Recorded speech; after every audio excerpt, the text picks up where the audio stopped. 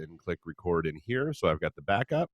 And let's see, there's the audio encoder. And you are good to go. Hey, Stacy. Hey, Chelsea. Hey, Heidi. Hi, Chelsea. Hi, Stacy. There's people here. We have people today. Right? But warning to the rest of you people, mature audiences only, 18 and up only. Yeah, this is a grown folks affair. That is very true. Listen, we're going to get everything started. We're going to get deep. We're going to get real. We're going to get real deep. Not too real deep quick because I don't know how to swim. I got you, though. We got you. Thank you. Dave, please play that track.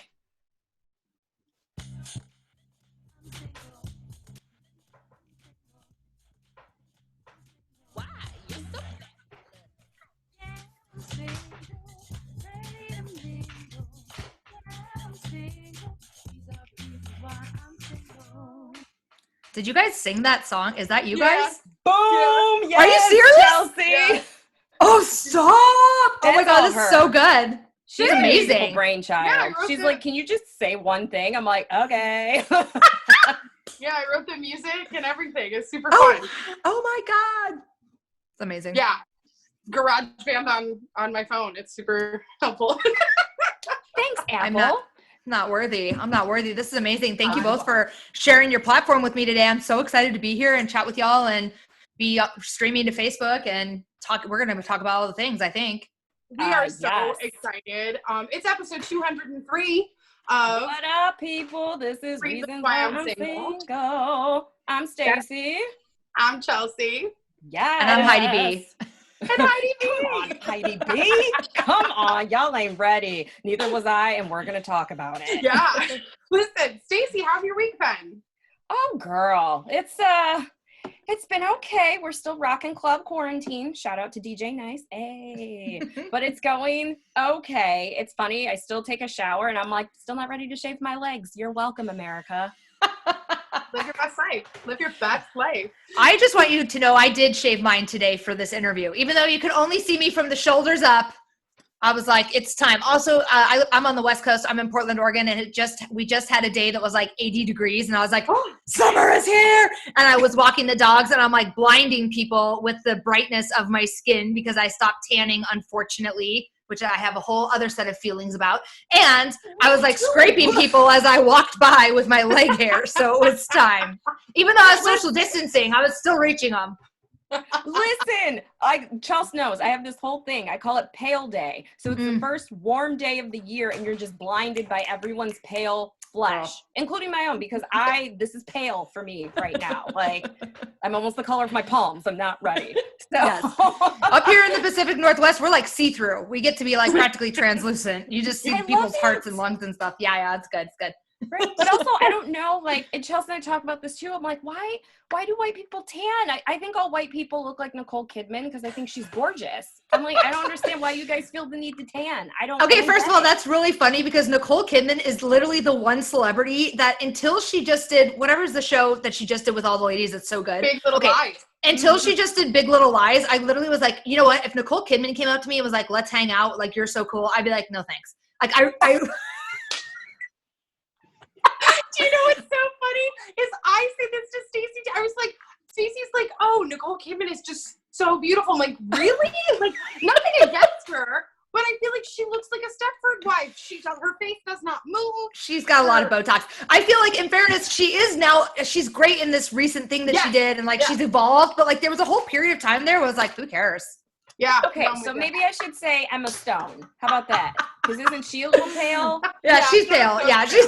Yeah. Okay, are you team Emma Stone? That's the other thing. I mean, Nicole Kidman is super pale. That's true.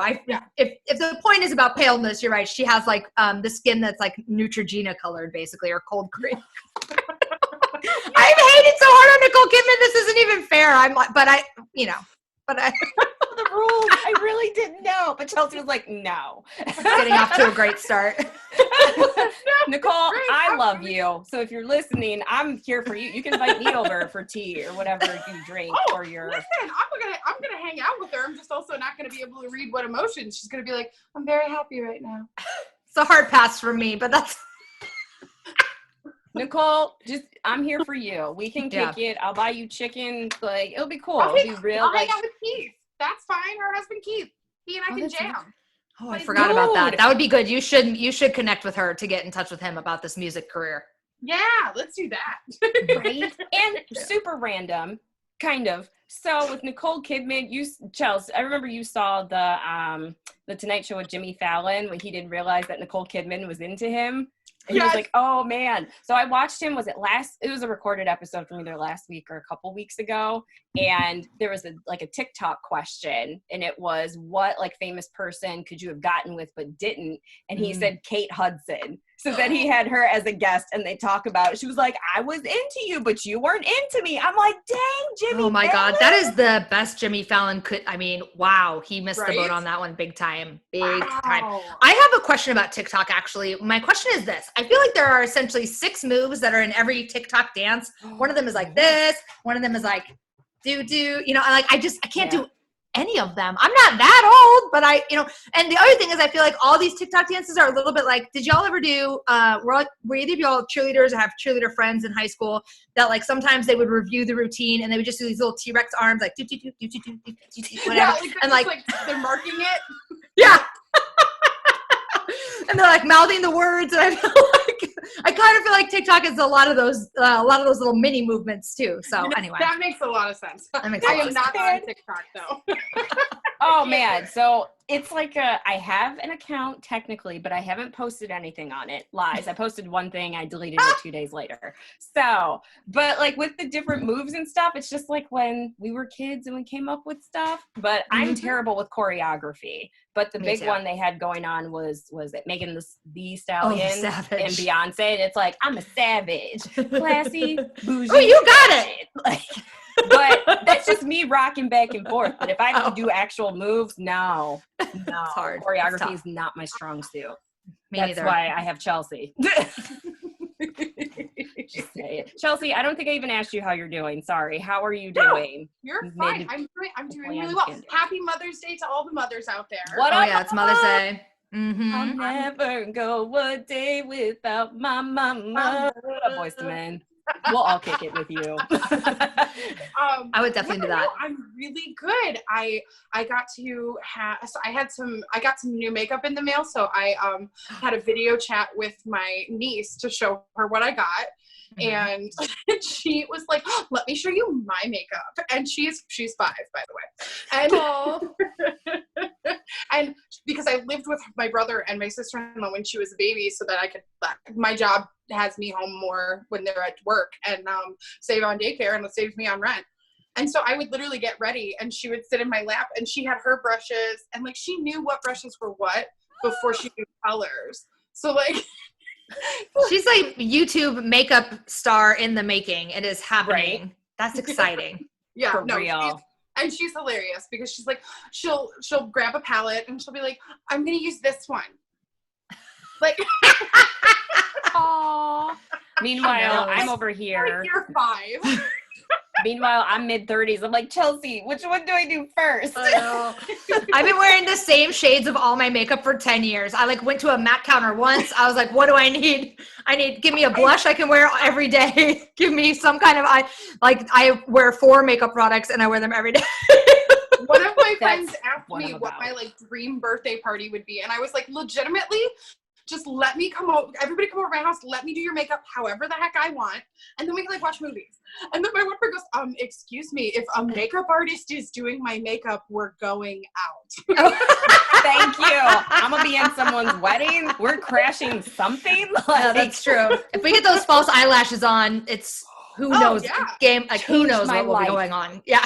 Changed my life. Was it last year or 2 years ago? I was in I had 5 weddings, and that lady put those eyelashes on me. I said, girl, who are you? I know, it's like alter ego. Right? So good. Hey, Sasha Fierce. Oh, my word. Well, people, listen, we are thrilled to have the Heidi Bushy on with us. Chelsea, you want to hit that bio? Yes. Heidi is a speaker, author, and relationship expert. Her first book, Relationship Ready, How I Stopped Fucking Randos and Started Cupcaking My Soulmate, is available now on Amazon and Audible. After years of striking out with guy after guy, Heidi finally bottomed out with men and relationships, and she became ready to do some work.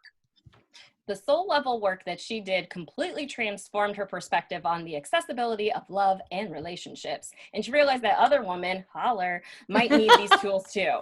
In 2018, Heidi left that cubicle life in order to write her book and pursue her passion, helping women identify and change painful patterns in their relationships. Ladies and gentlemen, speaker, author, fabulousness, Heidi Bushy. Thank you. Thank you so much. Like I said, thank you so much for sharing your platform with me. I'm really thrilled to chat with you guys about the book. It always makes me laugh to even hear people say the title of it, because just like was such a such like a roll of the dice to be like, I love it. Here's literally what this book actually is about. Here we go. You know, Right? When we discovered the book, I called Stacy and I was like, oh my gosh, listen to the title of this book, because like the effing randos part is totally me, and Stacy loves cake. And oh my God, I love it. Handle. My Twitter handle is Stacy Likes Cake. It's real. Stop it. That's so cute. I love it. Well, it was like such a, it was really like, the book is honestly, it's like half memoir and half how-to. And part of the reason I wrote it that way was just because like, I want everyone to like, I put all my shit on blast. So everyone knows, like, these are most of the worst decisions I've ever made. And here's what happened to me when I made these decisions. And because in the how-to part, I ask people to get really vulnerable with me and like get real honest about their bad decisions. So I feel like, if I'm going to ask you to do that, I should at least put my shit out there for you to know that about me. And the funniest part about writing the title was like, I got around to the first half of it really quickly, but then somebody was like, well, are you sure about putting the word cupcaking on there? Because it's not like a thing that people know, Right. But when I first started dating, after I'd done all this work, I started dating the man who's now my husband. And a friend of mine was like, oh, what are you guys doing tonight? I'm like, oh, we're just like going to go to dinner and like go see whatever. And they're like, oh, you're cupcaking. You guys are cupcaking. I was like, oh yeah. And like, ever since she said that to me, I'm like, cupcaking is like, that's just where I love living in my relationship. And like cupcaking with my soulmate has been so much fun. And so it was a little risky to put it in the title, but that's what cupcaking is and like why it's there. So I love it. Right. And honestly, when you were talking, when we first met each other and I saw the jewelry going on, I was like, oh, girl is married. Okay. I was like, girl, let me get a cupcake for life. Okay. But like, not the food. I'm already on that train. Can we talk about body? It's all good. It's all good. Quarantine, it doesn't matter. You know what? Honestly, as long as you survive quarantine, you're doing great. So it really doesn't matter. Right. And I have to say, I like hit the junk food hard on the first, really the first month. I am like very much, food is still a go-to comfort zone for me. So I was like, my stepdaughter was like, what's going on? She came home to our house and I'm like, oh my God, I got Pringles. I got Goldfish. I got, I've got all chocolate covered almonds. I got like, what do you want? And she's like, I don't need any. I'm like, all right, well, I'm going to break into these chips and hummus right now. So your loss. They won't be here tomorrow. You snooze, you lose, kid. Right. Well, we're going to jump. What's interesting too is even though the title has a swear word and all this stuff, but like, Stacy and I are like, we've known each other since we were 12, first off. So like that's very fine. But we're both on two different I don't want to say we're on two different tracks completely, but like Stacy is definitely more innocent than I am in regard to like experience level. But I don't think, and I will say, I feel like we're all on different points in that level, but I love and respect the fact that you were super honest on your level, Heidi, because it was like, I feel like, I was like, well, shit, if she's going to be real, if she's going to put all this out there, then like, you know what? Yeah, there's 33 people on my list right now. Oh my God, yes! So I love that. I love that. I think it's really approachable. It's a really approachable way to bring up things that are hard to talk about. And we're inherently taught to like be embarrassed about. Right. Totally.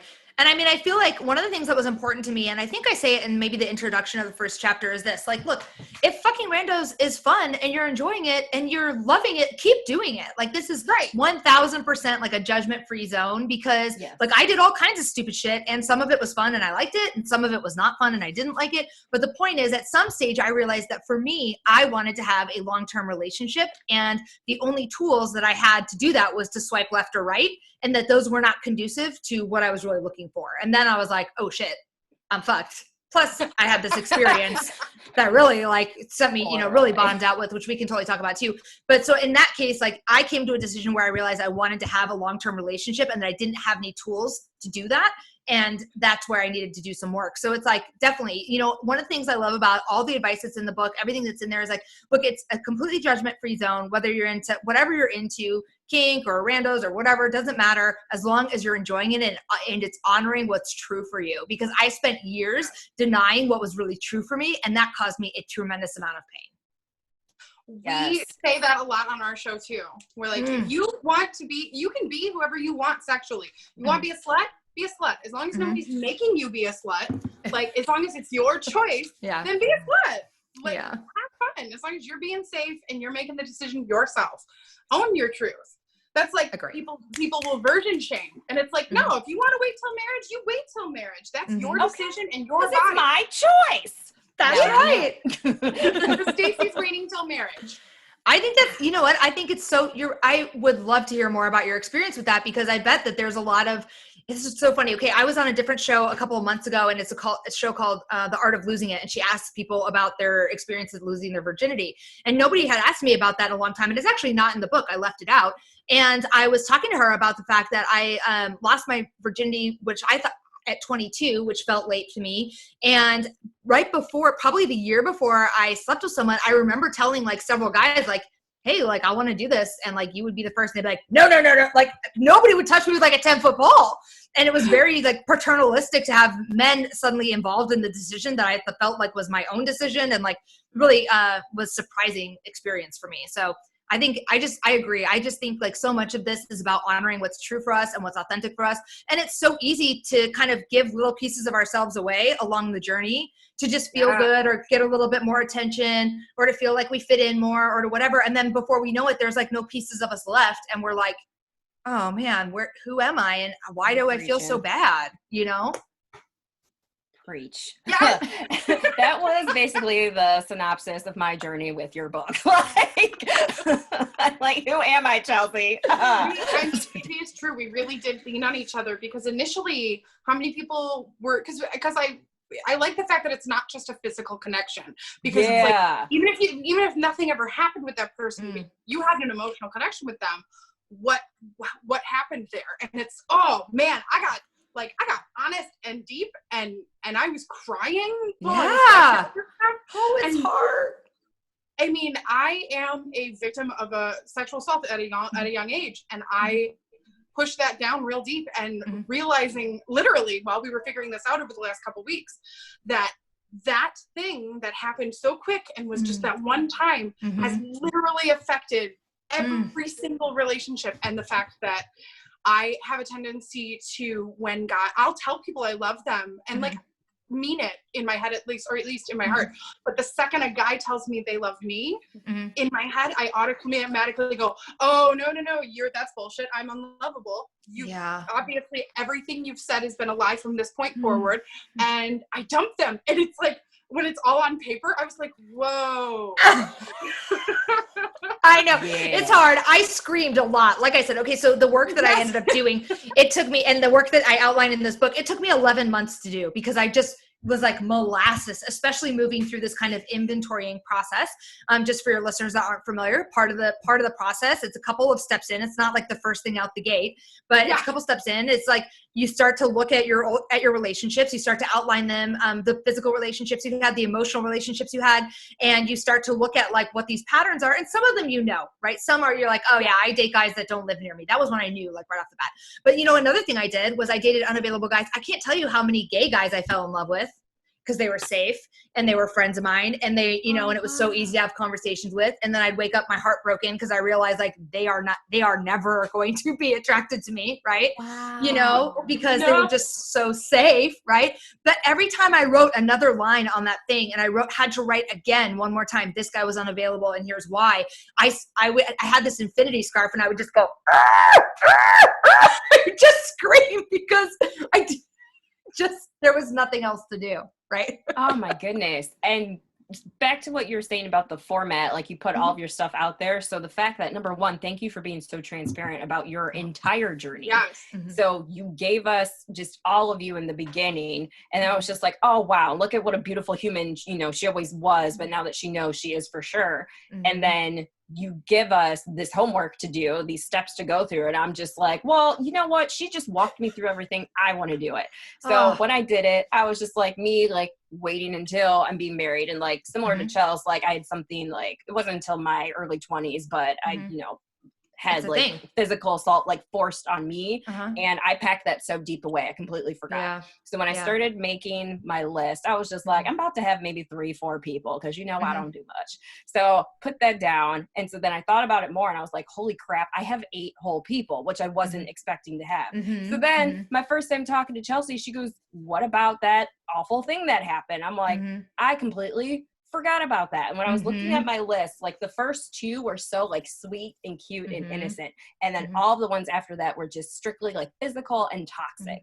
And I was just like, I forgot all about that, Chelsea. So then I put it in there. I'm like, oh, that's the switch that turned me toxic. So, and just like Chelsea said, you were forced to stare all of your issues, like they're just in your face. In the and face. I'm like, oh my goodness. Well, I think it's such a big deal to take the opportunity to look at like our trauma sometimes too, right? Like some of us have trauma, some of us don't. And for those of us that do, it's like really important, I think, to look at it, to know that, you know, in the matrix that's provided with the book, there's a column where you can write down the stuff that you're responsible for. Like, oh, you know, like I was childish, or I lied in this or I was jealous or whatever. And I always think it's important to remember, like if we have some kind of trauma or neglect that we experience as children, as teen, whenever we experience it, that there's a lot that we don't have a part in that, right? Like we don't have a part in being assaulted, and we don't have a part in being neglected as kids or whatever. And that the only responsibility that we have as adults is to go, okay, look, I can acknowledge that this happened, and now I got to unpack it. If I want to have something, it undoubtedly affects the way that I relate with people.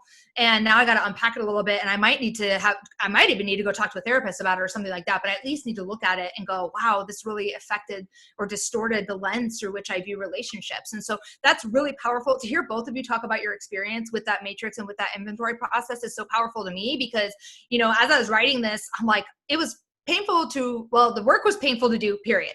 And then a couple years after that, I decided to write the book. And then I had to kind of go back to some of the painful stuff and write it out again. And I was like, oh my God, all right, here we go. You know, and there's a thing that kind of always keeps me going, which is that like, that I know that my experience makes me uniquely qualified to help one other person at least. And if me putting all my shit on blast, Stacey's raising her hand. Maybe. And if me putting all my shit on blast helps at least one other woman feel like she's not alone, like doesn't even help her get over it, right? Just helps her feel like she's not alone, then like that's enough for me. That's enough for me to put all my shit in this book and give my mom a copy, give my brother a copy. You know, my brother was like, it's kind of weird to read this, but I'm going to read it, and I'm going to write you a review, and it's funny about, you know, whatever, like to give my dad's long gone, so I didn't have to worry about what his reaction would be to it. But a lot of times I talk to women who are thinking about writing memoirs or books or something that's deeply personal to them, and they're like, how's my family going to feel about this? I'm like, yeah, that's a valid concern. I totally understand that, but I want you to think about this. Think about the woman out there who needs to hear your story so that she knows she's not the only one, right? Yeah. And that is like some real fuel for purpose. You better preach. Yeah. Speaking about the book, I clearly like overwrote down. I was very excited to talk to you. But and the feeling is mutual. I'm very excited to talk to both of you. Can we just do like a 4-hour interview? How long are we going to be? Dave's like, I have a cutoff time. We have Thanks, Podcast Detroit. We love you. First thing is, I love your footnotes. I love the footnotes. They are hilarious and so succinct. Also, like, do not be ashamed about bad mouthing Ohio, because listen, I can't. I was born in Toledo, Ohio, but raised in Michigan. I'm very much a Michigan girl, so I don't talk crap about Ohio. But like, oh yeah, but everyone else does. No, there's this terrible joke about if you could end this pandemic by giving away one of the states of the union, which would you pick, and why is it Ohio? Yeah, or Florida. 1,000%. Here's the thing about Ohio. It is the largest. It is so hard to drive across fucking Ohio. It is so long. Secondly, Toledo. I am amazed that you are from there, that you were born there, because I have a special place in my heart for Toledo. For some reason, there's like somebody who was in the show MASH owns a hot dog joint in Toledo. Yes! Right? Yes! Who is that guy? Tony. Is his name Tony? Tony Pacos. Tony Pacos. Okay, so my dad was obsessed with Tony Pacos. I remember every time that he drove me to Pittsburgh, we would have to stop at fucking Tony Pacos to like have like, oh my God, seriously. So Yes. also I will tell you that one of the guys that I was obsessed with that was unavailable to me because he had a girlfriend who we used to tape 40s to our hands and play Edward 40 Hands. Edward 40 Hands. He was from Youngstown. I thought he was from Toledo, but he was from Youngstown. I have family in Youngstown. There we go. Preaching to the choir. Oh man, this one company I worked at, so our main, it was a global company and the main hub was in Dubai. So we had two people from Dubai come to our office in Michigan. So they would take road trips because it was their first time being in the States. Oh yeah. So the one was like, well, we wanted to go to DC, but then we realized it's a 10-hour trip and we'd have to drive through Ohio. How are you from Dubai and you have jaded opinions about Ohio? You're already like, no fucking way. That's really funny. That's amazing. Oh my word. So yeah, I read that and I was like, she's not even from where we're from. And she's like, oh gosh. which I love. Chels, I got a question for you. Do we need to take care of business or do you want to follow like the Mr. Husband format? I mean, we normally do our fake names. We pick a show and anytime we reference someone, we use a name from a show. So it'll be like, yes, when I was dating, like from Grey's Anatomy, it'd be like, Dr. Christina Yang. And, and that kind of a thing. But yeah, we can do that unless you want to like stick with the Mr. Ireland and all that. Cause that's hilarious. We completely resonated with that. Yes. So let's do that. So, all right, fabulous listeners, when you do get this book, read it, listen to it, all that other stuff, we are following the fabulous format that she used, putting Mr. and then a certain adjective to describe that person. So yeah, I had to protect people's anonymity because I felt like it's one thing for me to decide to put all this out there, but these guys, I obviously did not consult them. Their opinions did not matter to me. Which is 100% why we do this. And we've actually had guys find out that we've done this and be like, you need to take down that episode. And we're like, we didn't use your name. Not gonna do it. Who are you? Who are you? Because they know my name, but who are you? I'm not gonna delve this situation. That you brought up that if you had found, or if you wrote this book in your 20s and you had done all of the work, you wouldn't have gotten out of this what you did when you were finally like ready. Yeah. And I 100% agree, because I spent my 20s being like, I'm ready. Where is he? And I actually went to church with a friend in Florida, and the guy was flat out like, ladies, you bring the debt to relationships. Like your soulmate's not going to show up if you're not ready for them, if they're not ready for you. There's another person involved in this. So get yourself right. And I was like, is this me? I need to get myself right. But like, I literally would have filled this whole thing out and been like, when it gets to the what you're culpable for in relationship, it's just hard to admit fault. And oh God, yes. Like, so the fact that I realized that like half my relationships, I either misfix it, where I'm like, no, I can hold on, we can fix this. Yes. Even though like they're like, there's a ticking time bomb behind you, it's going to blow up. You're like, I went to bomb school. I'm ready. Yeah. Right? I have a paper clip, a box. Need a toothpick. Yeah. I'm the MacGruber to MacGyver, but I'm gonna make it work.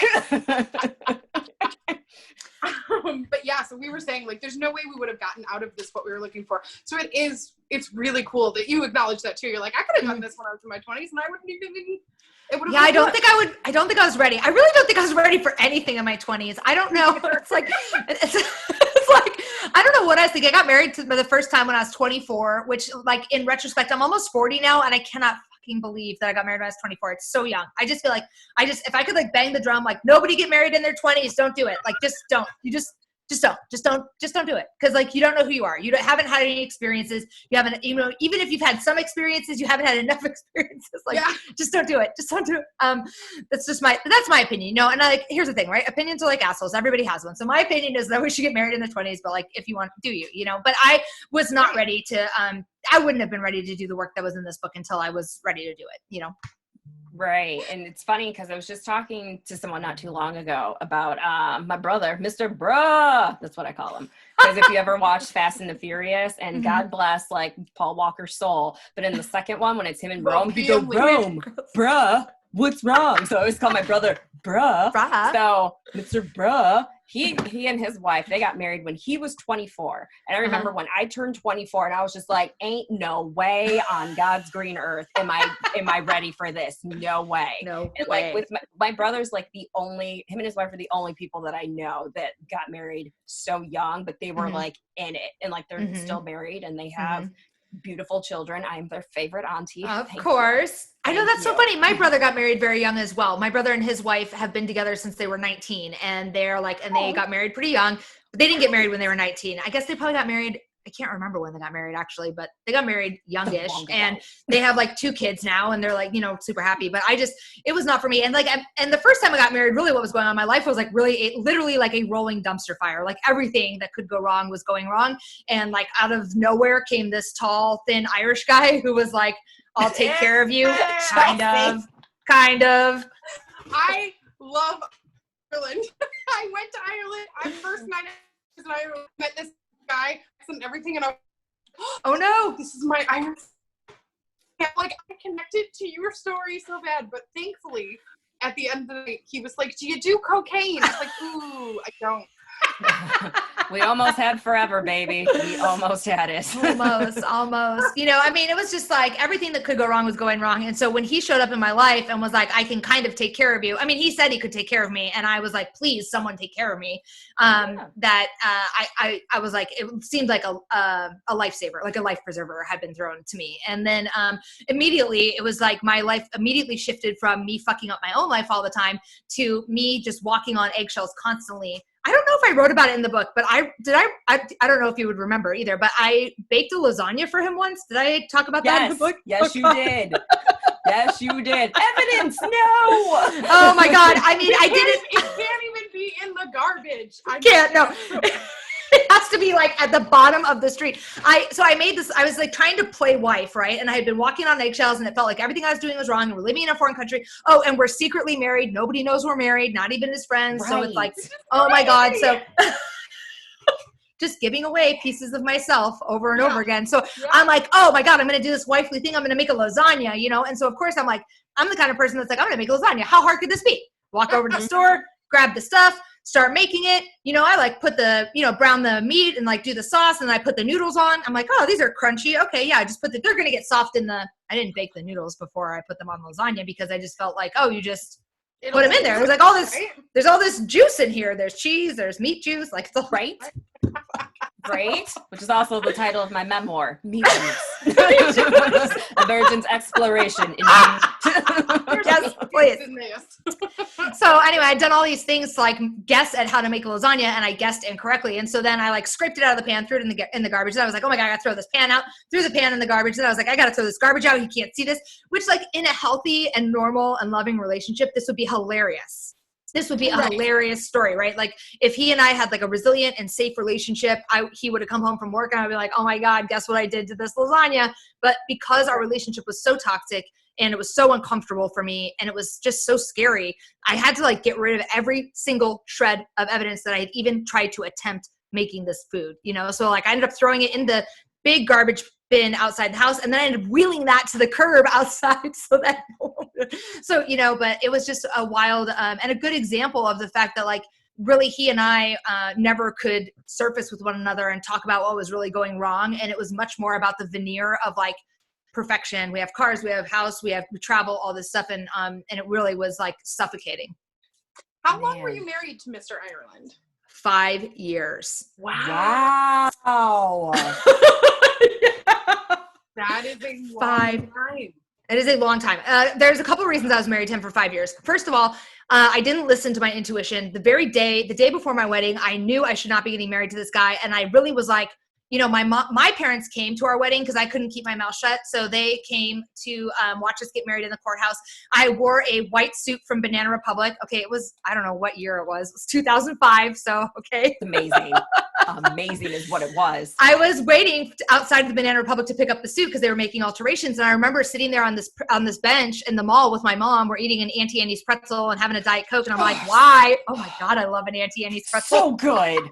Oh, that was the last place Chelsea and I went before this pandemic hit. We went to the mall to get pretzels. Girl, you guys are my people. I feel like, would Auntie Annie's please deliver via Uber Eats? Like, I just need those pretzel bites. I believe Grubhub does, I think. Or one of them, DoorDash. And they have a DIY pretzel kit that you can buy. I don't know if I want to DIY it. I hate making my own I don't know either, but a girl just might bake. It's like, why is a sandwich always better when someone else makes it? A sandwich is always better when someone else makes it. I have no doubt a pretzel will be the same. So my mom and I are sitting on this bench, and I remember thinking like, Mom, why are you not telling me that I should not be? When is she going to tell me like this is a fucking stupid idea? Oh, wow. And she minded her own business, and she let, my mom has always really let me make my own mistakes. And this was a mistake I made.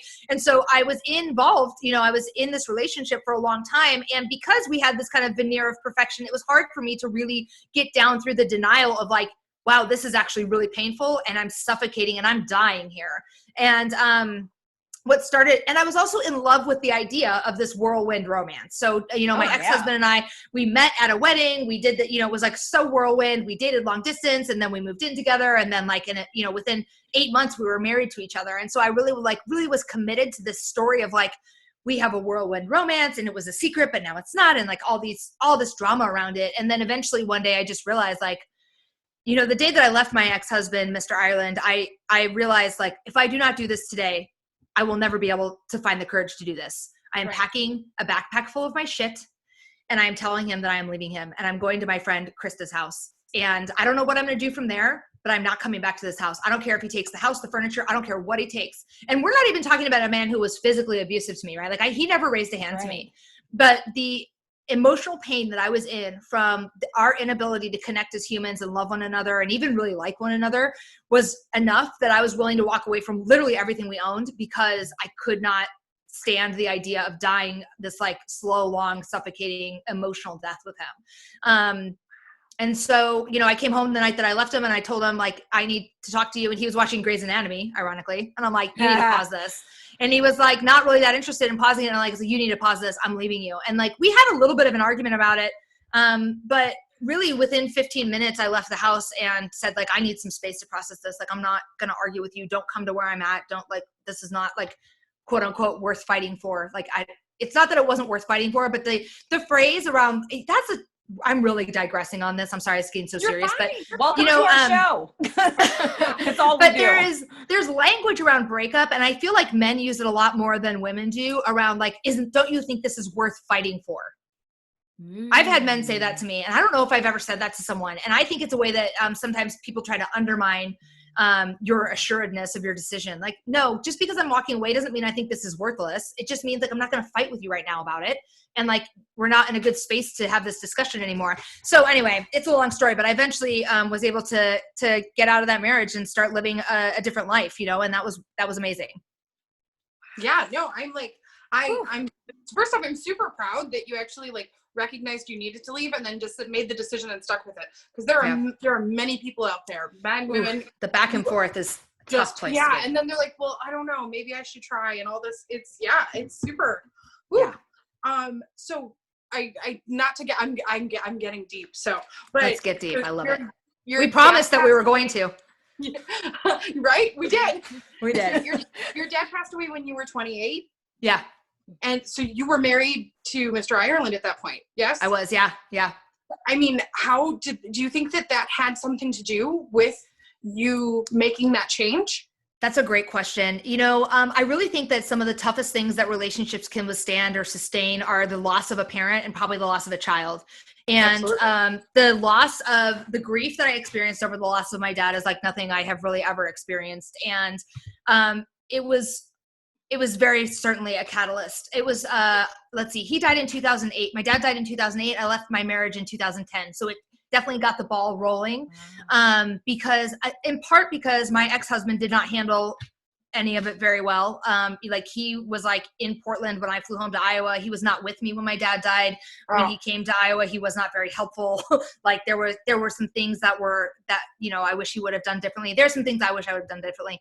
But I also really did get to start to examine my life. Like, wow, there is like a mortality check of like, holy shit, what's going on? The other thing that started to happen for me, my dad died from his alcoholism, so he drank himself to death. And my mom also is an alcoholic. She's 22 years sober, right? So I had a very stark, it's fucking awesome. That was one of my questions. Oh yeah. She was still good. Yeah. In April 12th is her sobriety date. She just celebrated 22 years this year. So, and that is really an incredible, I mean, that story is that story is just like to repair the relationship that she and I have repaired over the 22 years. It did not happen immediately. And I actually share that a lot with women who are moms, who are sober, who are like, oh my God, but now I'm sober and my 15-year-old hates me. And I'm like, look, it's going to take a minute. Like it's going to take a minute. I was very angry with my mom when she got sober in part because it was like, obviously my dad was alcoholic. I didn't know what the fuck my mom was doing. And like why she had to get sober and then why they had to get divorced and then why, I was very angry with her. And it really took like, I will say 6 years at least for me to start to understand. Part of that was because I had to grow up. I was 17 when that happened, right? So it took me until my early 20s to really understand the kind of sacrifice that she made in order for her to choose her life. Yeah. Yeah. So looking at both of my parents drinking and like looking at what it looks like for somebody to actually drink themselves to death, had me starting to question my own drinking. And my ex-husband was often in my ear of like, you're crazy. Like you don't drink like that. Like he really did not like the idea of me exploring what my drinking looked like or questioning that. And so eventually what I ended up, I don't know that the drinking had a lot to do with, I don't know. I was not sober when I left my ex-husband. I left my ex-husband when I was 30, and then I spent an entire year really drinking the way that I wanted to, until I got sober at 31. So, I do think that losing my dad and the grief that came with that was certainly a catalyst for for understanding that I had like these big feelings and that I was suddenly in this place. It suddenly really mattered that I was in a marriage where I wasn't allowed to talk about my feelings. That is very frustrating. Yeah. Yes. Yeah. And like prior to that, I really hadn't cared that much about talking about our feelings because like it was like, okay, whatever, no big deal. But suddenly I had these huge feelings and I found myself in a place where it was like not okay to have feelings, where like the Irish way was to be like the Irish way and my ex-husband's way. I don't know. I'm sure there are Irish people who feel their feelings. But my ex-husband was very much like, we just push everything down until it comes out of our toes, and that was like, I'm going to die if I have to do that. Like I'm going to have to drink more. And also I'm just going to like, this is not going to work, Man, you're telling the truth. Cause like for me and my upbringing, like we didn't communicate. We didn't talk about feelings. So whatever I was feeling, I would just, cry or be angry. And then tomorrow's a new day. So yes. Oh my God. I used to say like, we talked about news, weather, and sports at home. And if you had any feelings and you like let them out, you said something at the dinner table, like, oh, I hate this. And then you like got up, slammed your chair, went to your room. And then like, we never discussed it again. Like there was no correct. Correct. That is 1,000% correct. I had a very big fight with like my elementary school best friend, and it caused me to just walk around with like a teddy bear. And then I remember the next day after school, I grabbed the teddy bear again, and my mom was like, "You're not over that yet?" Like, and I was like, I'm working on it. I don't know. Like, it's hilarious. And like my mom, she was raised the same way. Like it's just through generations, like her and her mother, they never talked about feelings. Right. So when I went through my first heartbreak at 24, 25 years old. So I'm just crying. And I'm like, Mom, can I go with you to church? So I get in the car and I cannot stop sobbing. And she's just driving. She's like, this is wonderful. I said, oh my God, what's wrong with you? She goes, I never got to do this with my mom. You just keep crying. She loved it because she'd never been exposed to like someone being vulnerable about their feelings. And for me, I've never done that with someone, let alone my parents before. So the fact that I couldn't keep it in, it was forced to come out. My mom was thrilled because she was like, this is not what we do, but this is so nice. Oh, isn't this nice? You're like, oh, I'm glad you're enjoying it. Right? Just dying. I love it. I'm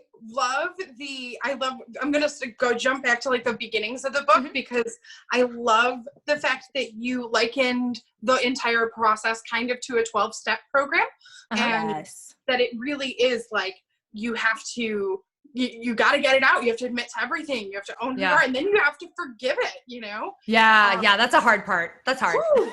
Yeah. I loved that you wrote, I assume that I'm wallpaper to people, and that like I am an extremely outgoing person. Like this quarantine has very, very much hurt the extrovert in me because I can have a good conversation with a brick wall, but like it's like our extroverts are not okay. All you introverts gotta check on your extrovert friends because we are we're having feelings about it. We're having problems. But I also do have this, I make the assumption that no matter how big of a personality I am, that people won't remember me. I know. So I reintroduce myself to people all the time. So I'm like, no, it's fine. You wouldn't have ever remembered me. My name's Chelsea. Like, And so I read that, like, I assume that I'm wallpaper to people, and I felt that so deep. Like, wow, like, I just blend into the walls. I think that is part of why people end up becoming so, look at me. I'm not wallpaper, you know? And I love that. That's a big part of my story, is that I just always felt like nobody would remember me, or that I was just like invisible to people. And I used to do that a lot. I'd reintroduce myself all the time. People were like, duh, like your very distinctive voice, like you have pretty, like your hair's crazy. Like we know who you are, you know? And I just never. Amazing. Okay. Amazing. The curls are really, they're doing something. It took me years to figure out how to do curls. You know, I just did not preach. You better preach.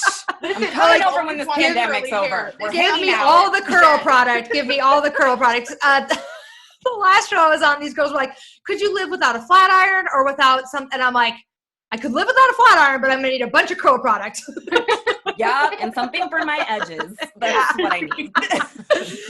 So I always assumed that I was wallpaper, that no one would remember me. And now it's so funny because I've really shifted gears. I think that my, through the work that I've done and that I continue to do, I'm like, no, I'm Heidi B, and people are going to remember me. And like, there is nothing more offensive to me now, actually.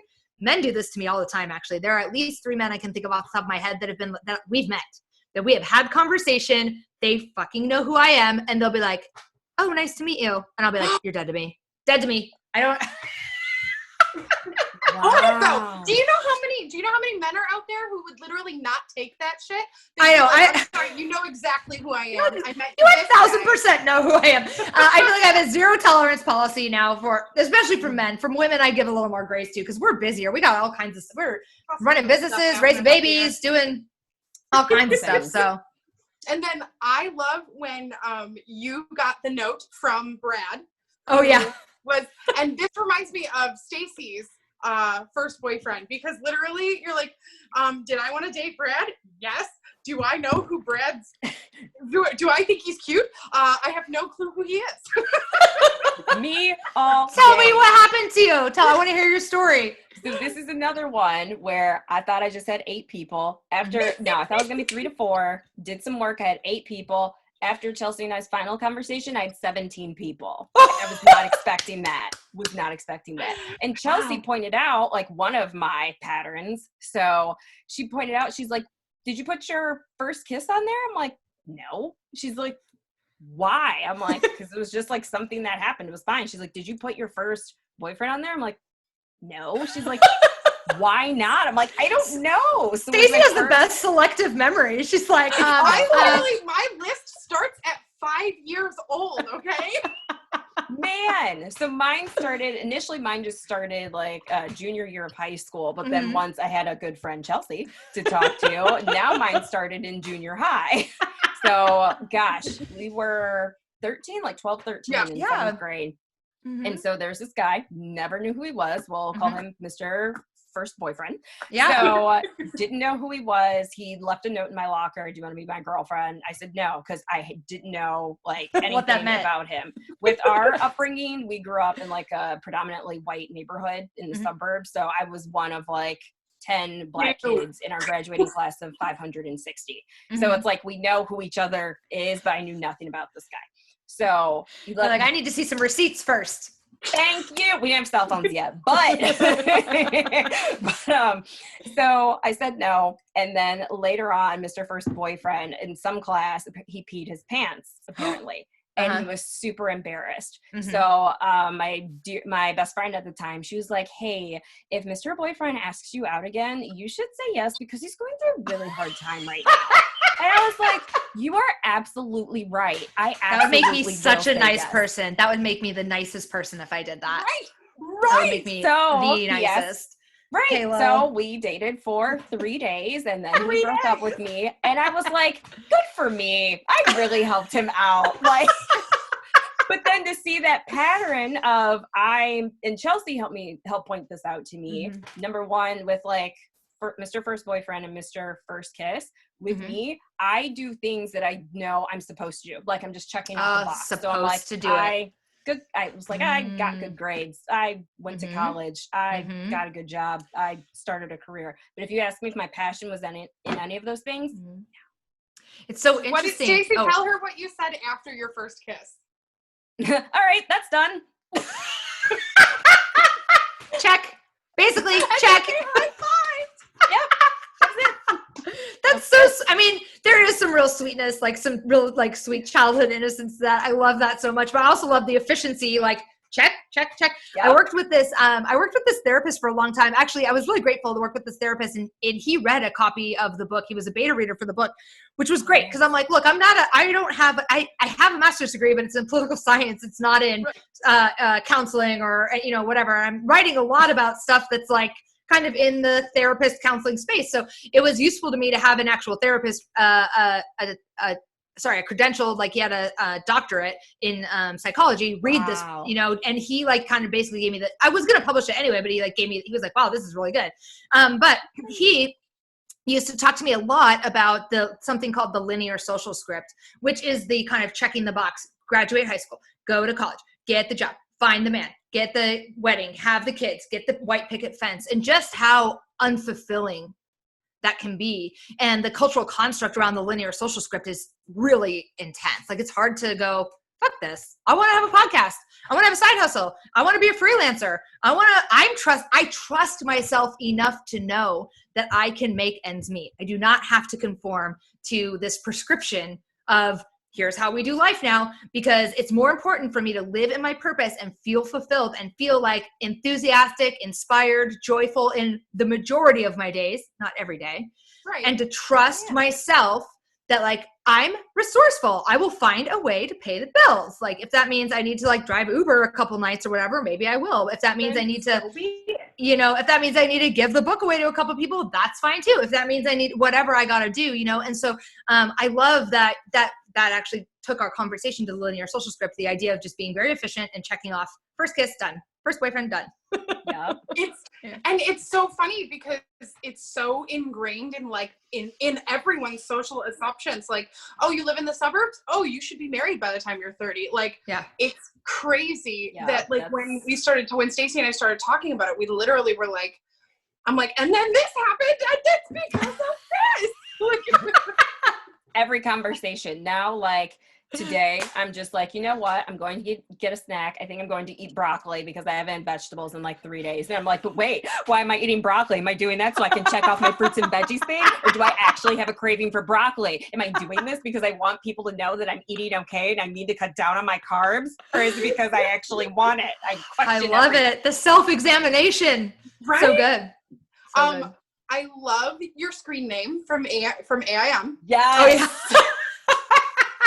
So Stacey and I are 2 or maybe 3 episodes ago, it was our 200th episode, so 3 episodes ago, we were talking about the 2000s because we just felt like that was going to be the thing. Why not? It's amazing. It's the best decade ever.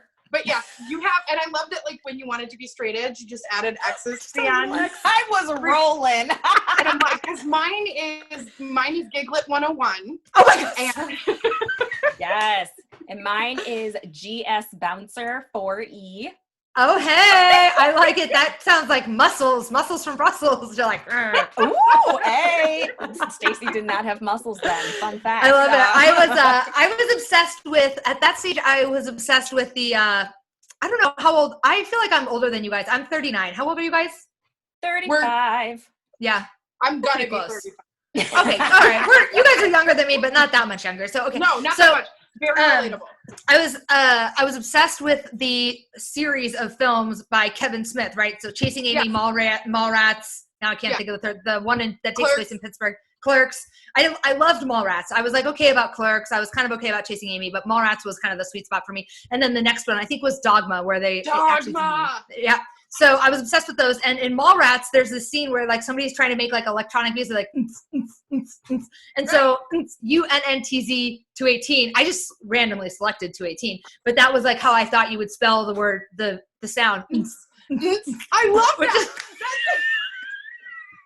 Like, I'm like not a club kid. We just talked about how I can't even TikTok, but like by the sound of my AOL name, you would have thought that I was like up in the rave scene. Like, I mean, you look like a DJ right now, like DJ Pushy. I'd buy it. I do feel like I'm here for these DJs that are wearing stuff over their heads so that they're like making all this money, but nobody knows who they are. That's like kind of the sweet spot of rich and famous, right? Like I want to be famous enough someday that I make a lot of money and I don't have to worry about it, but I don't need paparazzi chasing me down because I'm not trying to like get made up before I leave the house. Like, did you see this thing about Kylie Jenner last week where she left her house looking like a regular human and then everyone was like, oh my God, who is that person at Kylie Jenner's house? And it was Kylie Jenner at her house, but just like looking like a regular person. Oh my gosh. Listen, you can't tell me like during this pandemic, because I went to the store yesterday because I wanted to make stuff to give to my parents, well, for my mom for Mother's Day dinner. And so I had got a new mask from a small business owner. So you couldn't tell me. I was like, new mask, who this? So I put on like my mask and sunglasses. I'm like, I am like famous right now. Basically famous right now. Right? And I don't need to wax my upper lip because I got this mask on. So nobody has to say anything. Killing it right now. Slaying. Love it. I love that you made the decision before you even went to college to like, you're like, no, I'm not going to stay in Iowa. Bye-bye. Right? And then you met the guy in Denver and you were flying on a college budget from Pittsburgh to Denver? Like, yeah. Okay, here is actually how that happened. That's a very good question, but here's how that happened. Okay, so I arrived at the University of Pittsburgh's campus in 1998. Now, there was a thing that was happening at campuses at that stage, which I don't know if was still happening when y'all went to school or if it still happens now. I think it's illegal now.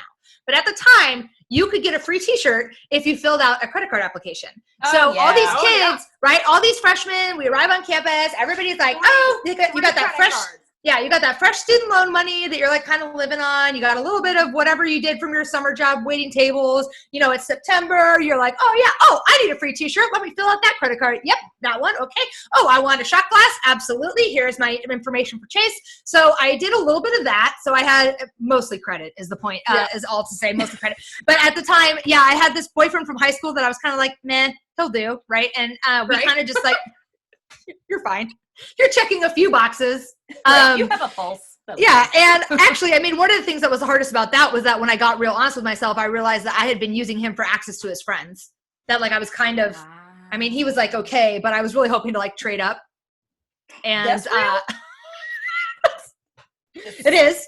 It's a real thing. I know I'm not the only teenage. First of all, I know I'm not the only woman who's ever thought about trading up. And secondly, I know I'm certainly not the only 17-year-old that ever thought about it. So, anyway, he and I were like kind of going back and forth, and we went back and forth to each other's. He was in a Greek letter organization, and so was I. And so we went back and forth occasionally. I mean, maybe 2 or 3 times, but still, it was pretty baller to be like, oh yeah, I'm just going to throw this on a credit card and go out to Denver. Man. Yeah. Still paying it off. Oh, dude, still paying for it. Tell me about it.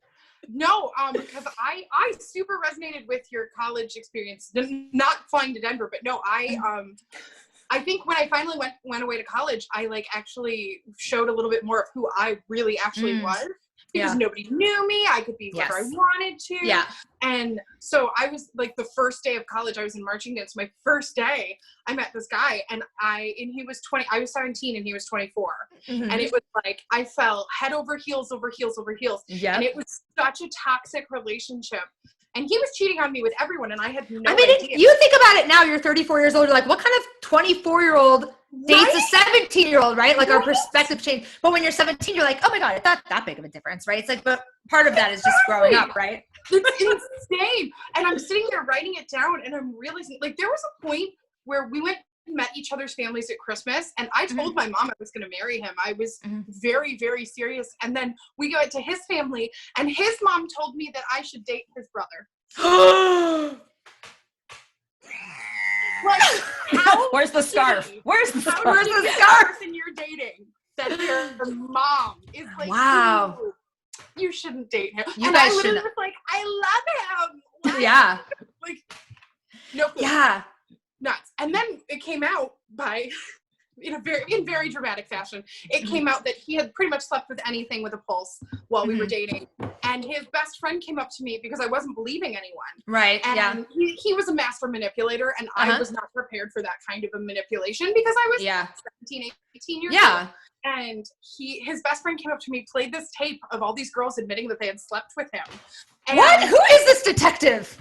Thank you. At the end of it, he was like, have you only met me first? I love you. And wow.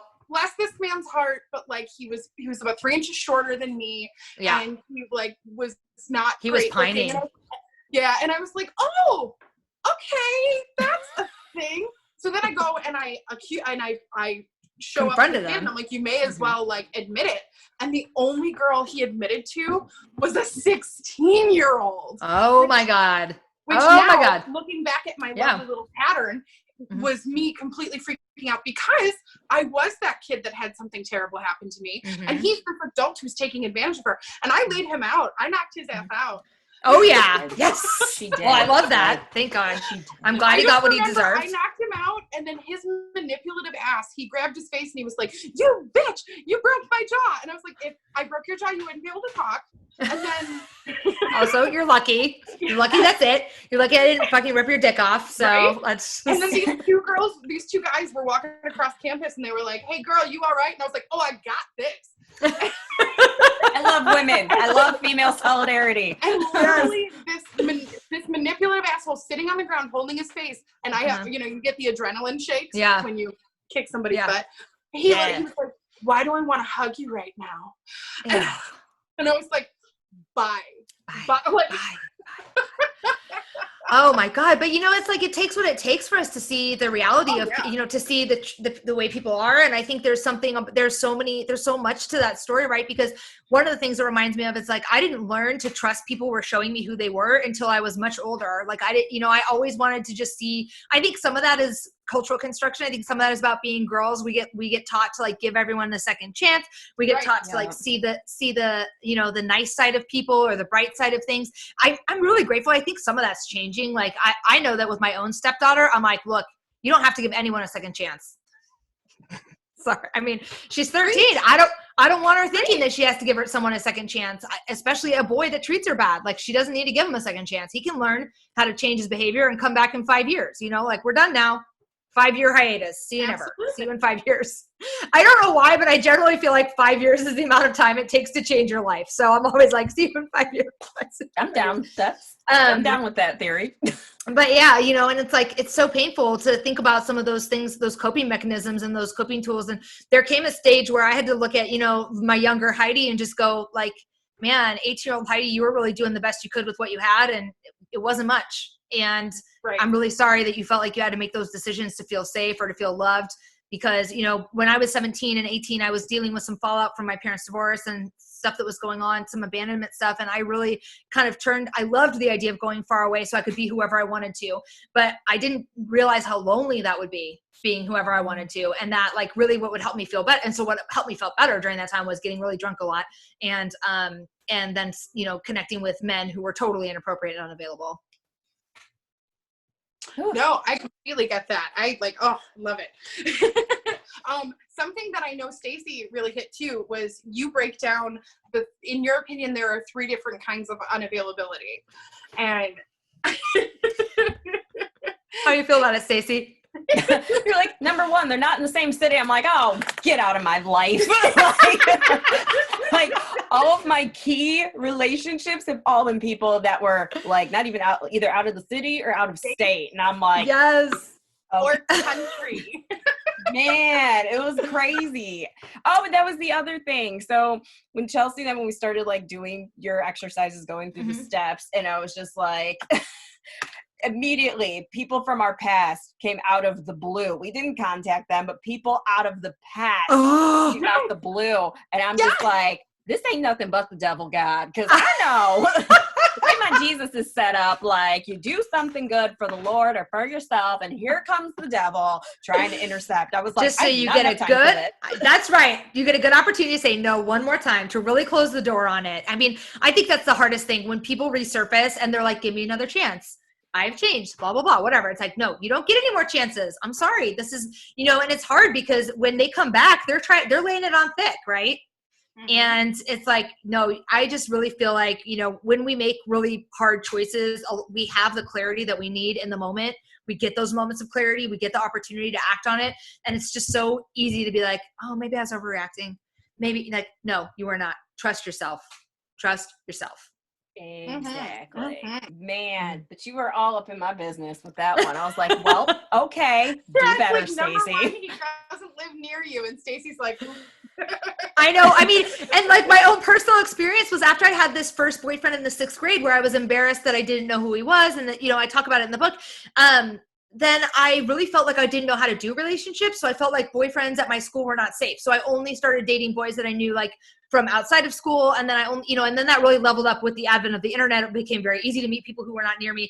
And, you know, and even before I finally bottomed out with men in relationships and did this work, one of the last guys I dated was a German national who lived in Nepal, where like they didn't ever have any like consistent electricity, and he and I rendezvoused in Las Vegas and then also in Amsterdam. I'm sorry. Who am I? Am I like some kind of international spy or something? Like this was crazy. Like that's crazy, right? And it was of course wild and fun and exciting. But the last trip that he and I went on, we met in Amsterdam, and by the end of a 7-day stretch, I was like, oh my God, I don't even like this guy because he is annoying, and I'm sure he was annoyed with me. We were very much getting on each other's nerves because it was like, oh, we actually got to know who we were, you know? Right. Otherwise, it's like you just swoop in and you're like, yeah, let's go see a movie. Let's go see the art museum. Let's go see, you know, it's like very much different energy than like I have to go to the grocery store and get avocados, and then I have to do my life, and then I have to, you know, like do this. It's like very different energy. So that's a huge one. If he doesn't live near you, I think people don't like it. It's controversial, but he's not available. Another one is recently divorced. I get this one a lot with women I work with. Oh, he's separated. Okay, first of all, that's not even divorced. He's not even single. Secondly, even if he is divorced, oh, he's divorced. He got divorced 3 months ago. Okay, first of all, like literally nobody who has great communication skills gets divorced. Like I feel like as a divorcee, I can say this, and I would probably say it anyway. If you end up divorced, even if let's say that his wife cheated on him. Mm-hmm. Oh my gosh, she was so bad. She stepped out on him, and he's been so great and faithful, blah, blah, blah. Look, if that is the case, then he's got some baggage around why he would stay with someone with whom like their emotional connection is so dead, and she feels like she needs to step out on him. So like he's still got work to do, even if he wasn't the one that like tanked the marriage, right? Because it takes two to tango, right? And so I just feel like, you know, if he's separated, he's not single. And if he's divorced under a year, he's single, but he's not available because he's got to unpack whatever the fuck it was that got his ass divorced, right? Mm-hmm. Because people who are great at marriage and relationships don't end up divorced. So that's a big one. And then the final one is there's this level of emotional availability, which is kind of hard to identify. But I mean, one of the things I will tell you right now, people who have substance issues, people who are addicted to drugs and alcohol, they are probably very emotional, but they are not emotionally available. So like, I would not suggest that anyone go down with that sinking ship. I did that a lot too before I got sober. And even in early sobriety, I dated a guy who was very much dying from his drinking and who I felt like, oh my God, I felt like I could maybe save him. You know, and I actually don't know if he's alive or dead, you know, but eventually I had to walk away from him because it was too dangerous for me to be like right next to his alcoholism killing him. And then there's also something about like being mature and like, you know, if you go out on a date with a guy and the first day he's telling you about how like he's still mad at his mom because she, you know, his dad left and she remarried an asshole who's crazy, like, you know, and he's 40 and it happened when he was 13, like he's got some work to do. Like you gotta, you know, because his stepdad may be a crazy asshole, but it's like, you need to find he's going to have to come to terms with like a better way of understanding that and communicating it. Like, so I'm not saying that like shitty shit doesn't happen. Shitty shit happens all the time. But in order for us to be emotionally available as partners, we have to learn how to acknowledge it, be aware of it, reintegrate our lives around it and with it, and know that it's just part of the process or whatever is going on. And so it's like, you know, it's not okay to just be like whining like a baby about it when you're on a first date. So Man. Right? Man, The I promise classic you. overshare. Right. Yeah, Like, it's not appropriate. honestly, like, I promise you, just number one, like, I'm such a big advocate of this book because number one, it's just such a good read, but then it's like, wow, this is really some heavy material that we're talking about. And then to do the exercises, I promise you, they were a game changer for me. I promise you, because I knew makes my heart full. I knew I had like, you know, I had one good pattern that I do, but I even saw it as a good thing. Like, I always make sure to take care of people around me. It's like, I'm a good Christian. I take care of those around me. But then when I was putting down certain things and when I was looking at, you know, my numbers of people, and when I saw like a flip, and I'm like, I saw like multiple flips, like, okay, something happened. And that's why the tone changed with my outlook on everything. So when I finally realized, what was it? When I was in college, like, I was talking to like this, we'll call him Mr. Hottie, because dude. Yeah. And so, man, and Rich holler. So we were talking, and the next day, or no, that night, I turned off my phone. I would always keep my phone on because I didn't drink till I was 21, but all my friends would drunk dial me between 11 p.m. and 4 a.m. And I was like, that is so sweet that they're thinking of me. Like, aw. So I would always keep my phone on, and especially if like something happened, like I could go help them. And so I had a really rough week. So I decided, you know what? I haven't gotten a decent night's sleep in ages. I'm going to turn my phone off so I can just sleep through the night.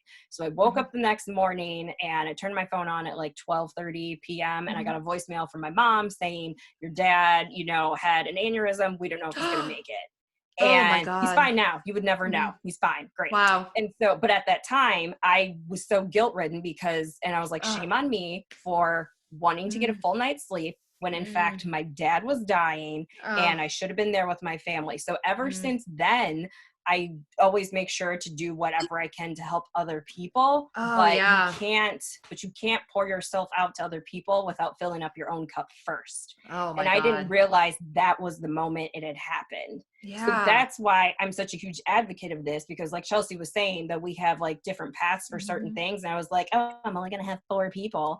The fact that you have to look at emotional connections. I mean, that was a game changer for me. I had no idea that was the starting point, and how I've carried that through not only I guess all relationships, but even like my work life. I carry that through. I'm like, I will exhaust myself. I will make sure everyone's okay. And then on weekends, I'm burnt out. I just sleep because I have nothing more to give.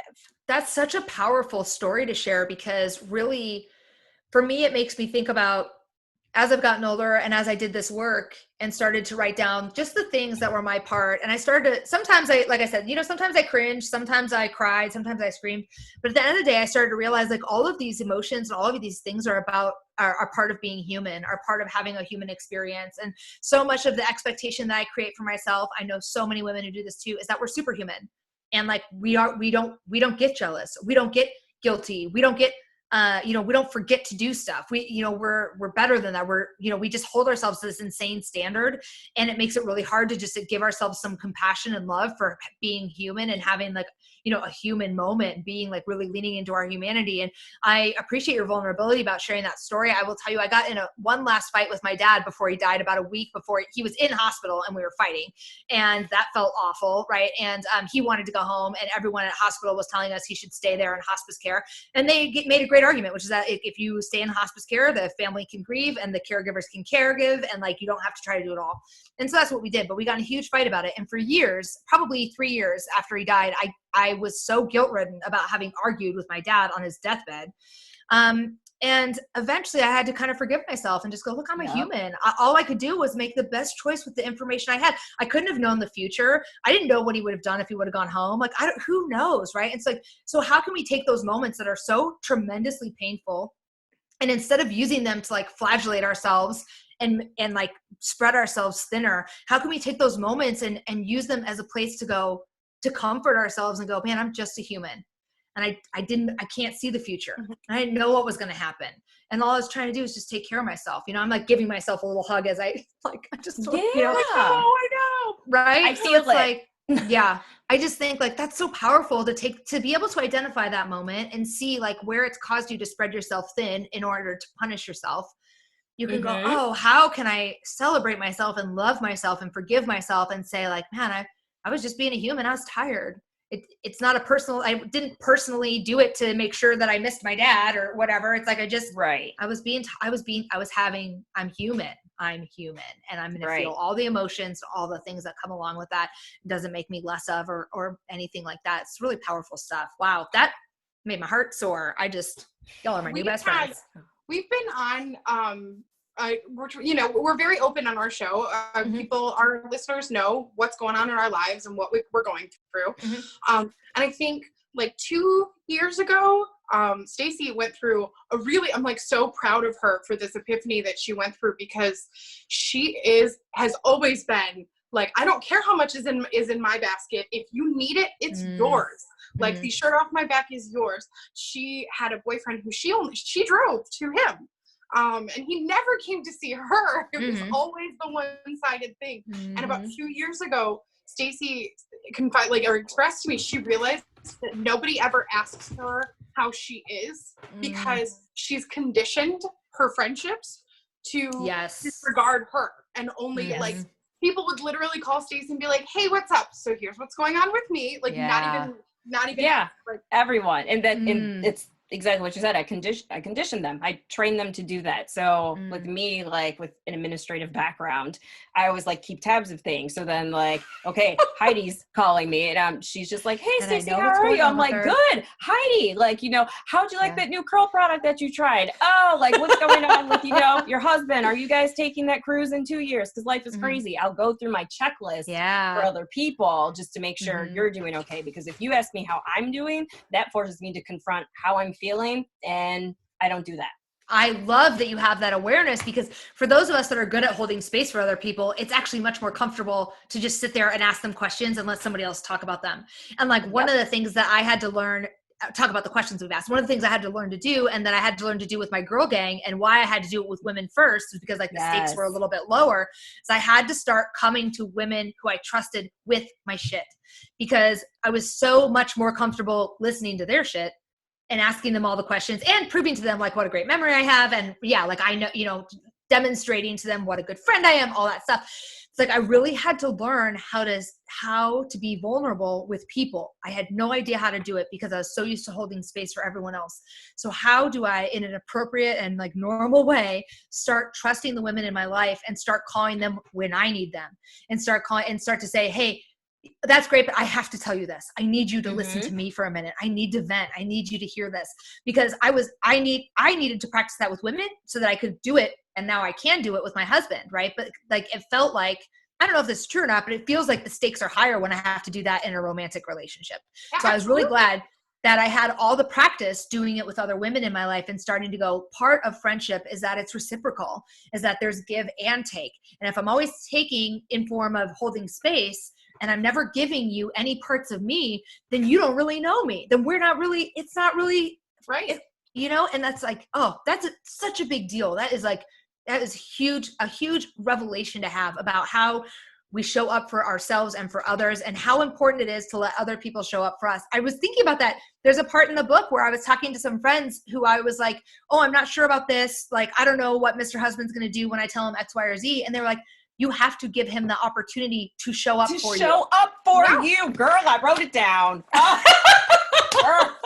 Yeah. Oh, you know that one took me out. It's so true, because I have been probably in the last 6 months been more open with my friends about my history and the reasons that, because I am a very bright and shiny person, and I don't like to show people like I'm a curvy woman. I have always been a bigger girl in comparison to my friends at whatever age we were, but now I'm a curvy woman. Like that is the life I am. And I went out with a bunch of my friends, and I wore this cute little crop top, and it's super high-waisted, so it showed like this much of my stomach. But I have a little tattoo. I was all excited. And my one friend turned to me, because I looked at her and I was like, I was like, does this look okay or should I go change? Like, I'll go change. And she goes, what are you talking about? You're like the most confident person I know. And I was like, oh yeah, no, this is a whole bag of all sorts of stuff. And she later in the day was like, I'm really glad that you told me that you actually have insecurities because you have a really, really strong wall up. And she goes, you know, you can always talk to me. And it was like, that's not what I don't know if it's, you always just assume people are going to take what you consider a weakness as a weakness. Meanwhile, she just took it as like, this is another piece of you that I also love. Yeah. It's like a good opportunity for them. Like I try to encourage women that I work with, like to share that stuff with their friends because your friends just want to know you better. Right. Yeah. You know, they just want to know how you really are. And like, they want to know you better. They want to hear you rant and rave about how pissed off you are about size double extra small or whatever, right? Like they want to hear you rant and rave about whatever it is. They want to hear you they want to hear what you're heartbroken over. And, you know, and so it's a hard veneer to break through. It's a hard wall to break down when you're, especially I think for those of us that are used to being the sounding board for people, to go, oh, I need to make sure that I'm letting my friends show up for me. I need to make sure that I'm letting them get to know me better. I need to make sure that, I can't remember the third thing I was gonna say, but whatever, you know, like just that I'm sharing my humanness with them. Because who wants to be friends with someone that's perfect? I want to be friends with someone that's human. Absolutely. Right. And it took me a hard time to like even start that process. But then now from reading your book, I'm just like, oh, wow, I've got a lot of work to do. Well, you're doing it, which is so, you know, I mean, that's the thing, right? None of it happens overnight. It takes what it takes to be able to see what we don't know. And then like, we just kind of keep trying to do something different, you know, and it's really beautiful. This has been such a delightful interview. Thank you so much. Thank you. I don't know if we're done or not. I just needed to say thank you. I don't know if you can tell, we were okay with the book. It was okay. No, we loved this book. Like, I mean, especially because like there are a lot of people out there who are in their 30s and they've already been in a like I live with a boyfriend or I've been married and all that stuff. Like Stacey and I have never done that, and so it's definitely something where it's like I'm not like breaking down where my struggles are so I can be who I need to be for my future potential husband. Yes. I love the putting in, like Stacey and I are like, we're putting in the work. We're gonna put in the work so that way once they see, okay, this is the person, she knows who she is, she knows what she needs. Now I'm gonna introduce her to the person that she's actually gonna walk with. I've always said I don't need my second half. I need my second whole person because I'm a whole person. Yep. Yes. And I refuse to be a half of anything. No, I think that's so smart. I love it. Yeah. Now, here's the fun. I want to talk about Mr. Husband. Oh, okay. Yes. Yeah. Yes. Now, let's talk about Mr. Husband. Like, how long did you know him before you guys got married? How long? Oh, okay. So let's see. We started dating in 2014 and it's 2020. So at least we've been together for 6 years. But we knew each other for 2 years before that. He also is a member of 12-step recovery. He does 12-step recovery for his alcoholism. I do 12-step recovery for my alcoholism. And I do put a little disclaimer in the book. I would normally not recommend, like, it's not a great dating pool. It's not Well People's Anonymous. Like there are some, if you're going to date there's like some general suggestion I have around it. But so we knew each other for 2 years and we did not date at that time. And we really barely even talked to each other. And then we went on this date that I did not realize was a date because it's so funny how people can recall things differently. I was like, oh, Jeff J just called me and he wants to meet me at this place for dinner. I'm like, that's fine. I had like cut off shorts and a flannel on or whatever. And later he's like, I recall that phone call very differently. I'm like, what do you mean? He's like, I called you and told you that I love spending time with you and that I wanted to spend more time with you. And like, would you please join me for dinner? And I'm like, I don't feel like that's how that phone call went. I loved it when you said that in the book. I loved it. I remember being, having the date being over and being like, wait a minute, did I just go on a date with this guy? And he's like, no, we were very clearly on a date. And then we went out to Seattle and we saw a football game or a baseball game together, which was great. I mean, the beautiful thing about what happened was after I did all the work that I outlined in the book, like I said, it took me 11 months to do. It does not have to take you that long to do. I'm currently working with a number of women who are doing it in about 4 to 6 months. And I got done with that. And during that time, I did not have any one-on-one contact with other men. So I wasn't messaging anyone or DMing anyone or dating anyone, any of that stuff. And so I kind of felt like, okay, I'm done now. I'm going to open my front door. And then the universe is just going to drop a hot guy like right on my doorstep. I'm ready for my husband now. I keep saying, like, Michael B. Jordan. Shipping, right? Yes. Michael B. Jordan's just going to bust through my window. You guys would be so like, cute together. Oh my God. So I, of course, Oh, they'd be so cute together. So I was like, opened my door the first day that I was like done with this stuff and like there was no one there. And so then I went on a series of really shitty dates. And one of the things that I learned about myself, which I talk about those in the book, I won't spend time here talking about them, but one of the things I learned through all this work is I kind of learned to fail faster at dating. So in the old days, like I would date a guy who was unavailable, and I would chase him for like months. Like we are talking months. And I love that I learned after doing this work, like time is my most valuable asset. And especially if I'm in the space where I'm looking for a relationship, like I do not have time anymore for this bullshit of like, well, if you look at the fifth picture, he's kind of cute. And if you tilt it this way and look, he's got a flannel on and there's a dog. That's really cute. The dog's really cute. Like, no. My girlfriend Sandy puts it the best. When you go to Nordstrom and you are shopping for shoes, you do not fuck with shoes you do not like. You don't even try them on. So what the fuck are you doing on Tinder? Squinting, turning the thing, deciding that it's okay because he's got a cute dog. We don't fuck with that. We do not fuck with shoes we don't like. And we do not fuck with guys we don't like. So the first thing, I had a history of settling for men that I was not attracted to. So one of the first things I had to do when I went back to dating was like, I got to want to jump this guy right off the bat. Like I'm not saying I'm going to do that, but I need to be physically attracted. Yes, that has to be like, that was a big thing for me. And I'm not afraid to say that. I'm not ashamed to say it. That's a big thing. So that's kind of, I feel like that should be a general rule. We do not have time to be playing games around like, oh, if I look at it under this light, or maybe because he's out with a canoe or some shit like that. You got to want to make out with the canoe. Yeah. I just had like a 3-day conversation with a guy who on Tinder, all his pictures are canoes. Oh my God. Like there's like a picture of like 6 canoes lined up and underneath it says, I'm on the left. Like, that's kind of funny. Right? It was very funny. It was very funny. And then it turned into a little bit weird because I was like, how long have you been doing this? And he was like, oh, my last canoe profile, I was a bisexual girl canoe. And I'm like, oh, too far. Like, not because of bisexuality, but just like really took the, I mean, just like, really took the analogy way beyond. Weird. So many things, but yeah. So many things. Oh, so I returned to dating with this approach of like, okay, I'm not going to fuck around with anyone that I'm not attracted to.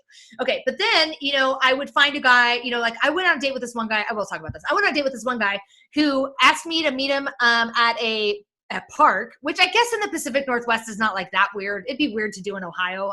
It would be weird to do in Iowa, to go to a park to meet somebody.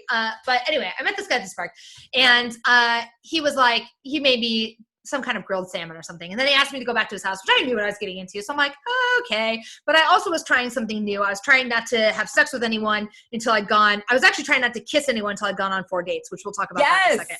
Yes. But so by extension of that, I was obviously not trying to sleep with anyone on the first date. So I go back to his house knowing that I'm not going to have sex with him because I'm already committed to trying something different. And he's like, oh, come on, let's go to the Bone Zone. And I'm like, no.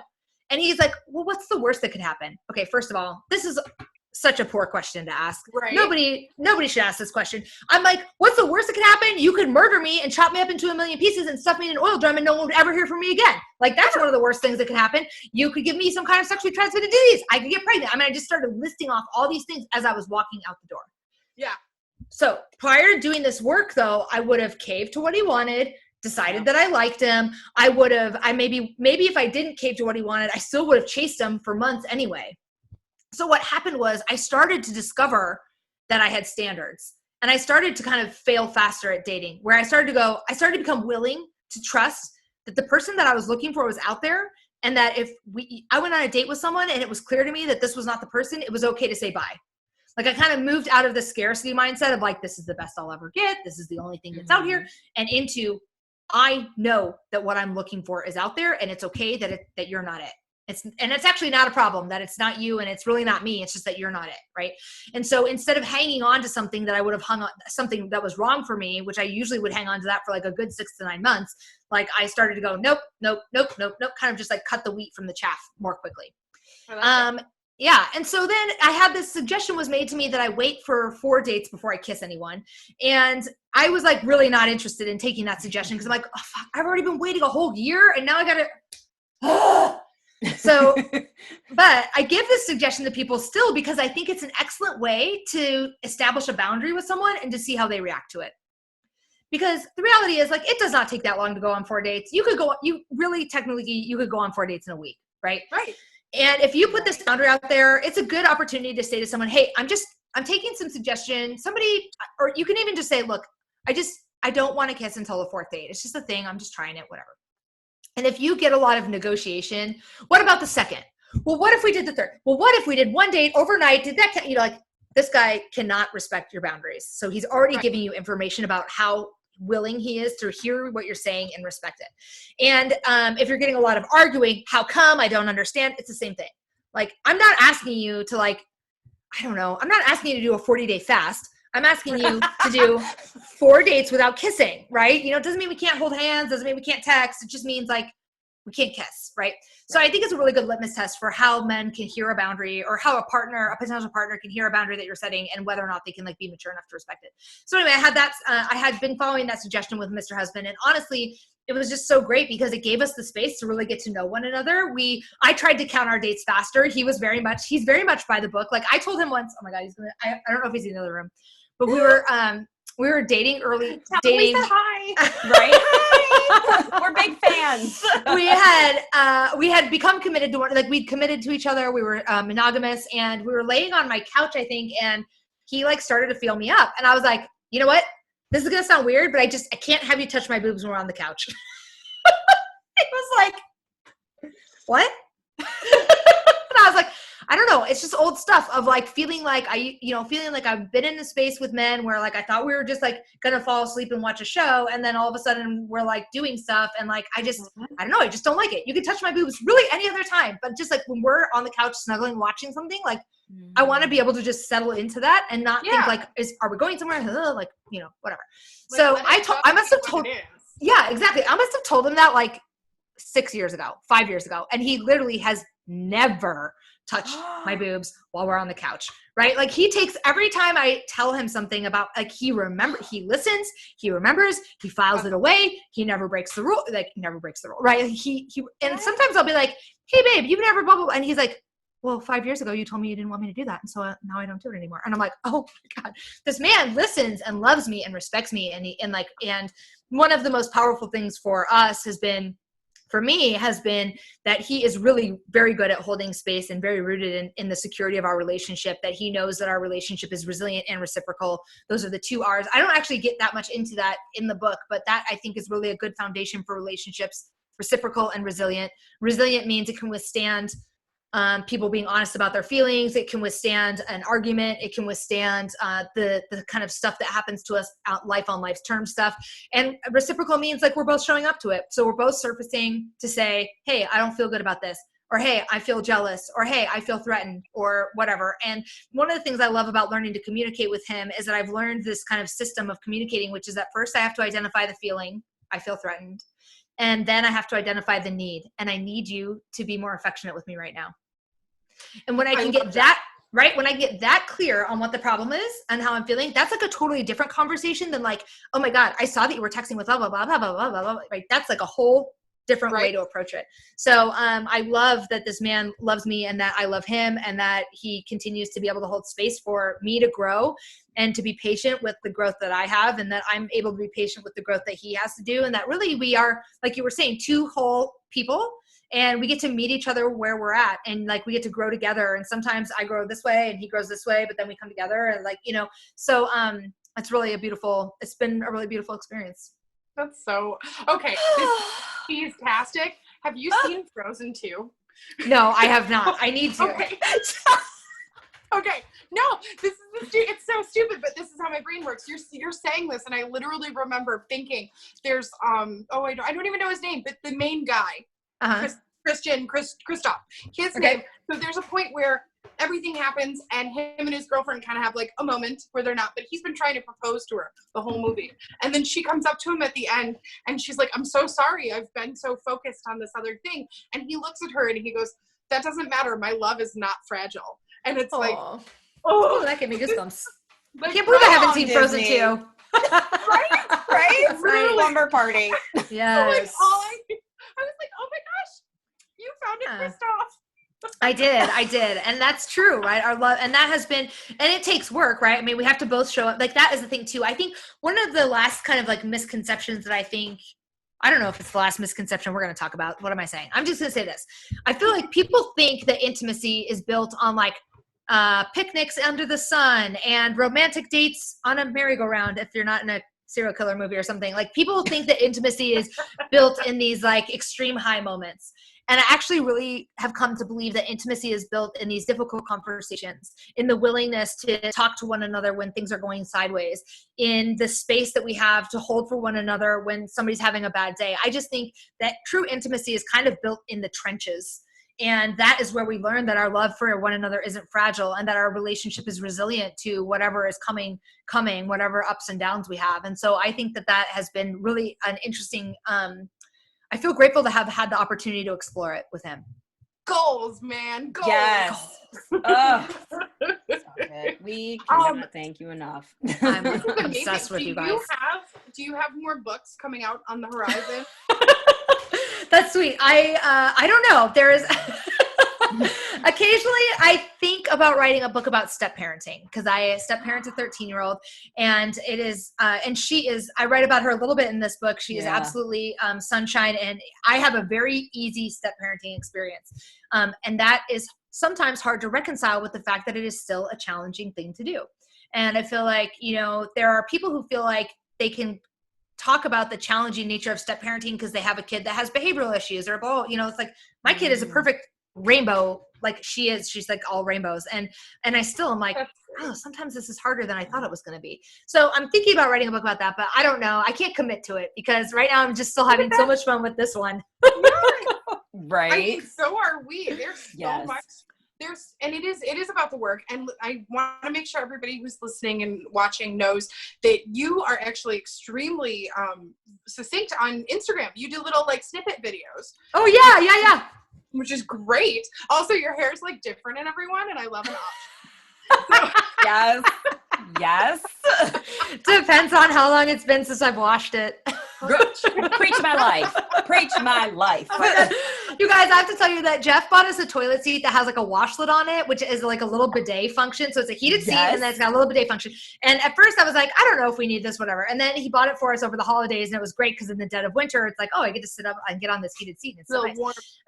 Yeah. And I'm like, oh my God, between the bidet and the dry shampoo situation, I may never shower again. I may never shower again. I don't know if it's really going to happen. I'm just saying. So you're like, I need nothing now. I need nothing. Want for nothing. Get yourself a washlet and some dry shampoo and you're all set. All you need. I love it. When you got married, did you wear a suit again, or did you? I did not. I did do the full. I did the full wedding. I'm trying to think of. I think I have a picture of him and I up here on my desk. Let me see if I can show you guys. Let's see. Here we are. Looking like models. I'm a brunette in that one. Thank you. You feel those jawlines? Right?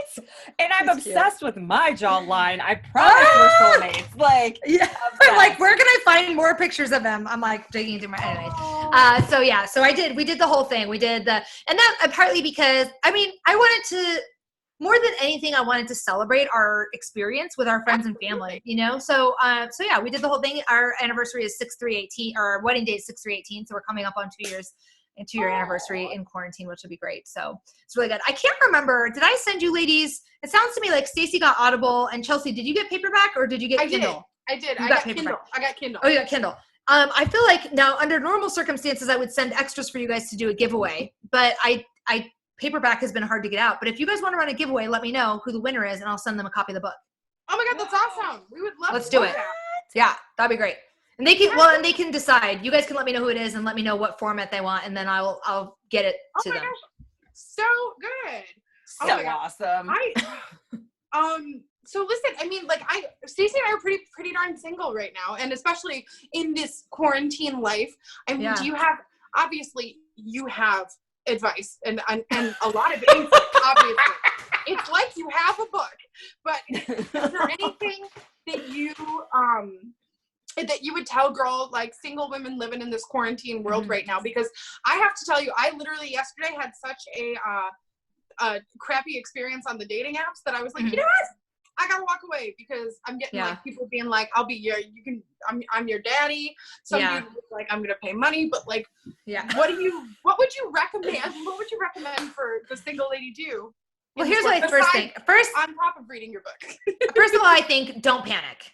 Like there will come a time when dating goes back. I believe there will come a time when dating goes back to normal, where we can see people face to face. Like, so don't trip because it's okay.